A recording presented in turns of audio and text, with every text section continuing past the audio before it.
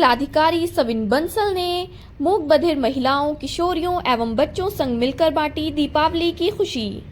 खबर है देहरादून से। जिलाधिकारी सविन बंसल ने आज केदारपुरम अवस्थित नारी निकेतन बाल सुधार गृह शिशु सदन का निरीक्षण कर व्यवस्थाएं देखी। डीएम ने नारी निकेतन में रह रही मूक बधिर संवासिनियों, बच्चों को मिठाई वितरण की। इस दौरान उन्होंने एक मूक बधिर संवासिनी ने गीत गाकर सुनाया।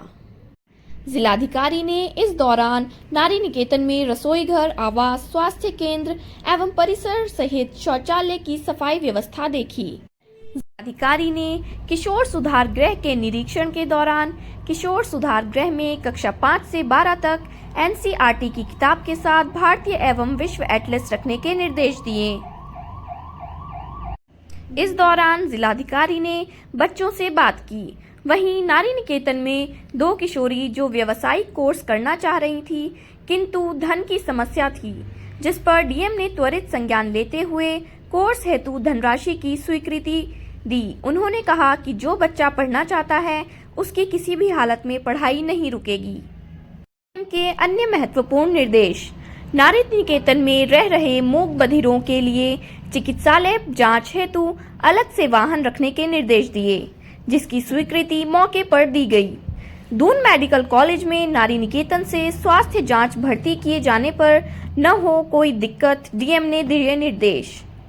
किशोर सुधार गृह में कक्षा 5 से कक्षा 12 तक की एनसीईआरटी की बुक के साथ ही वर्ल्ड एवं इंडियन एटलस रखे जाएंगे। जल संस्थान को केदारपुरम परिसर में 1 सप्ताह के भीतर सीवर लाइन ठीक कर रिपोर्ट प्रस्तुत करने के निर्देश।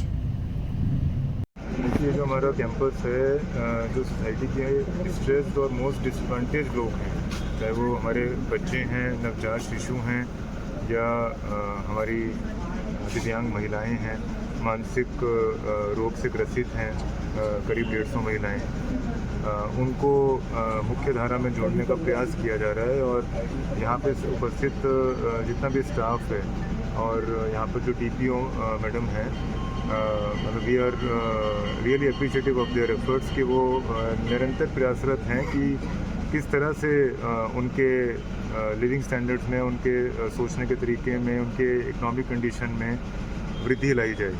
इंफ्रास्ट्रक्चर रिक्वायरमेंट्स तो एक तरफ हैं, लेकिन उनके बिहेवियरल चेंजेस में, उनके पढ़ाई के स्तर में किस तरह से उनको जो उनके इक्विवेलेंट वर्ग के लोग हैं समाज में, उनको इक्वलाइज किया जाए। उसी के चलते आज हमारे रेलिवेंट सभी विभागों के लोग उपस्थित हैं और बहुत जगह से इंफ्रास्ट्रक्चर की डिमांड आई है कि एडिशनल स्टोरीज चाहिए, एडिशनल रूम्स चाहिए, स्ट्रक्चर्स चाहिए। कुछ बच्चों को स्कूल से जोड़ना है, जो अभी नए बच्चे आए हैं। कुछ बच्चों के लिए जो हमारी डेली रूटीन रिक्वायरमेंट्स होती हैं, बेड्स नहीं हैं या कुछ डेली एसेंशियल नीड्स होती हैं, वो सभी आज स्वीकृत कर दिया है। किचन रिक्वायरमेंट्स थी।